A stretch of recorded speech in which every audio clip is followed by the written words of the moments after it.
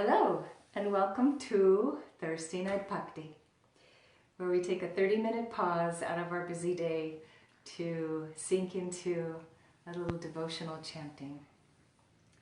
So tonight we're going to, usually we sing, usually you sing with me on our Thursday Night Bhakti, but tonight we're going to do more of a japa style meditation. So the mantra that I chose for tonight is a Śantiḥ mantra. This is a peace mantra. And so the classification of peace mantras are some of my favorites because we chant the peace mantras, we chant these Śantiḥ mantras to on behalf of all beings everywhere. So this means all the people, all the animals, all the little critters, all the insects, perhaps our whole earth. You know, I mean, I think of it as when we're, hey Martha, when we're chanting these peace mantras, we're chanting on behalf of all beings. And when we chant these mantras, we gain the benefits of the mantra as well. We're putting this energy out for all, and we're gaining the benefit as well. You'll feel it as we begin to chant the mantra tonight. So this mantra, I'll tell you the translation first. The translation is, may all beings be prosperous, happy, at ease, in an easeful place. Hi Lisa. May all beings be free from illness. May all beings know what is spiritually uplifting, and may no one suffer. So this whole mantra is about a prayer for all beings to be in a place of sukha, ease. And sukha is, it means good space, easeful space. So we can kind of think of it as something in alignment, I think. If we're in alignment, we're in good space. So like if your tire, if you have to take your tire in for balancing because it's all wobbly, it's still going around, but it's wobbling. And if we're off center like that, we're still moving through our lives, but we're kind of wobbling.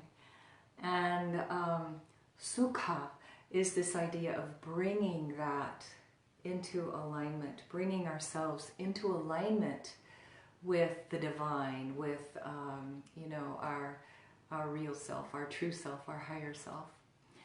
So this mantra is really about aligning with sukha, aligning with this good space, aligning with this place of ease and connection. So I want to teach you how to pronounce it, and then rather than singing it together, we're going to just repeat it like japa, like a japa mantra, over and over and over, repeating this. The other thing that I wanted to mention, though, before we get into pronunciation, I wanted to mention to you that that these peace mantras aren't connected with any deities. You know, oftentimes we're chanting mantras, we're chanting Ganesha mantras or Durga mantras or Shiva mantras, and you know, we think of those as being attached to one of the deities.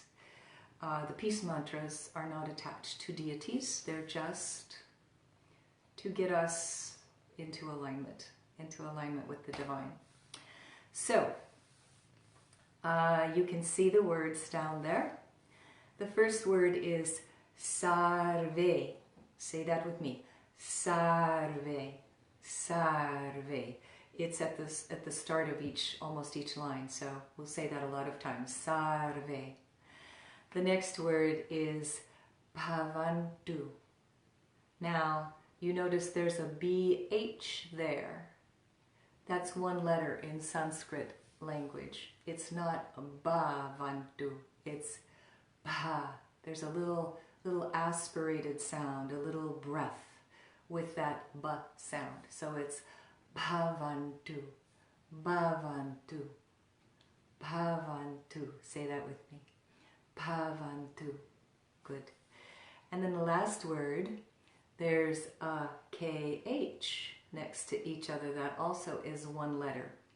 So that letter is pronounced Sukhi, Sukhinaḥ. So there's also that little bit of aspiration, that little bit of breathiness there. Sukhinaḥ. So there's a dot under the last letter that looks like an H, and that dot indicates that we give a little echo of the letter before it. So that word is Sukhinaḥ, Sukhinaḥ, Sukhinaḥ. Good. The next line, Sarve Santu. Say that with me. Sarve Santu. Tu. We put the tongue on the back of the front teeth for that da sound and just draw it back. Santu. Sarve Santu. And then the next word is Nirāmayāḥ. There's that dot under the H again, so we give it that little echo of the A. Nirāmayāḥ. Nirāmayāḥ. Nirāmayāḥ. Good. The next line, Sarve Bhadraṇi. Bhadrāṇi. Now there are a couple tricky things in that word. We have the BH, the bha sound at the beginning.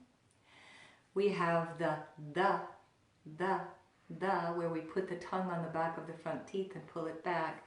Bhadraṇi, Bhadraṇi. And then we have that little N with a dot under it. So we make that N in a special place in our mouth. Put your tongue on the back of your front teeth and then draw it back. You're going to feel a little speed bump behind your teeth on the roof of your mouth.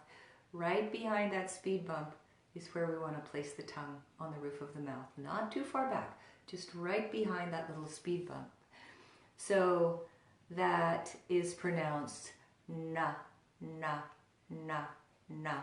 Put your tongue up there and feel that as you pronounce na, na, na, na. So that word then would be Bhadrāṇi, Bhadrāṇi, Bhadrāṇi. Yes. And then the next word is Paśyantu, Paśyantu. Now you notice that little diacritical mark over what looks like an S. So that's a sibilant. The diacritical mark makes it sound like sha, sha, sha, rather than the sa in sarve. Sarve, but this is Paśyantu, almost like it's an SH. It's that SH sound. Paśyantu. And then the last line is ma, Kaścidduḥkha, dukkha. So we have that KH again, so we make the H sound. Ma Kaścidduḥkha, ma Kaścidduḥkha, ma Kaścidduḥkha. And then Bhāg, Bhavet, Bhāg, Bhavet. Good. So it sounds like this. Sarve Bhavantu Sukhinaḥ. Say that with me. Sarve Bhavantu Sukhinaḥ. Do that again. Sarve Bhavantu Sukhinaḥ. The next line. Sarve Santu Nirāmayāḥ. Sarve Santu Nirāmayāḥ. Again. Sarve Santu Nirāmayāḥ. The next line. Sarve Bhadrāṇi Paśyantu. Again. Sarve Bhadrāṇi Paśyantu. One more time. Sarve Bhadrāṇi Paśyantu. And then the last line. Ma Kaścidduḥkha Bhāg Bhavet. Again. Ma Kaścidduḥkha Bhāg Bhavet. One more time. Ma Kaścidduḥkha Bhāg Bhavet. Good. So let's go through the whole thing one time together. It goes like this again. Sarve Bhavantu Sukhinaḥ. Sarve Santu Nirāmayāḥ. Sarve Bhadrani Paśyantu. Ma Kaścidduḥkha Bhāg Bhavet. And one more time. Sarve Bhavantu Sukhinaḥ. Sarve Santu Nirāmayāḥ. Sarve Bhadrani Paśyantu. Ma Kaścidduḥkha Bhāg Bhavet. Good. So, I'm going to start a little Tampura drone. So give me just a moment to do that.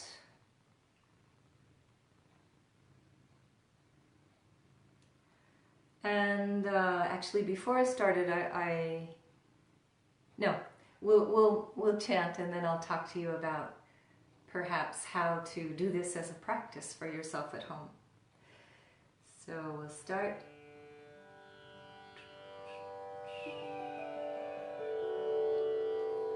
So it's nice to set a little drone for yourself against your mantra practice like this.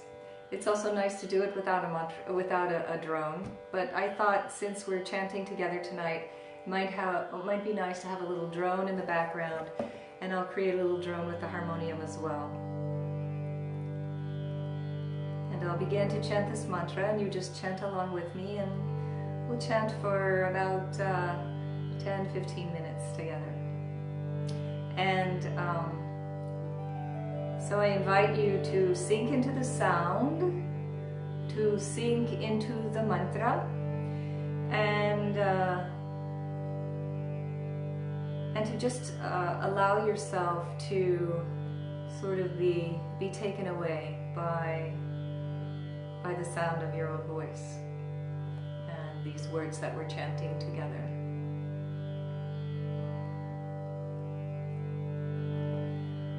Sarve Bhavantu Sukhinaḥ. Sarve Santu Nirāmayāḥ.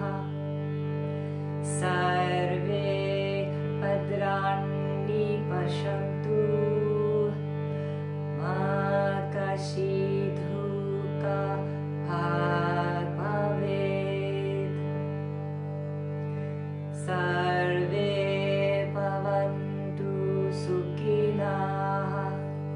Sarve Santu Nirāmayāḥ. Sarve Bhadraṇi Paśyantu ma Kaścidduḥkha Bhavet. Sarve Bhavantu Sukhinaḥ. Sarve Santu Nirāmayāḥ. Sarve Bhadrāṇi Paśyantu ma Kaścidduḥkha Bhavet. Sarve Bhavantu Sukhinaḥ. Sarve Santu Nirāmayāḥ. Sarve Bhadraṇi Paśyantu ma Kaścidduḥkha Bhavet. Sarve Bhavantu Sukhinaḥ. Sarve Santu Nirāmayāḥ.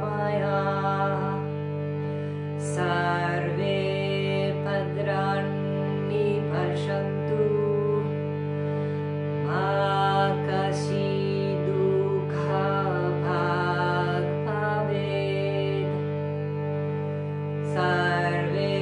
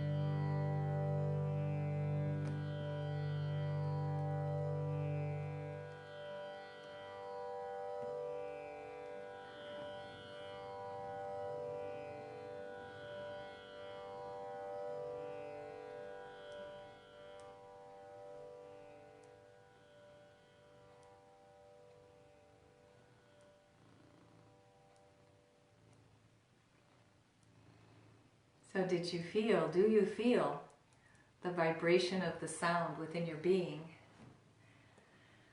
Yeah, and it's not just the vibration of the sound, it's the vibration of the Sanskrit.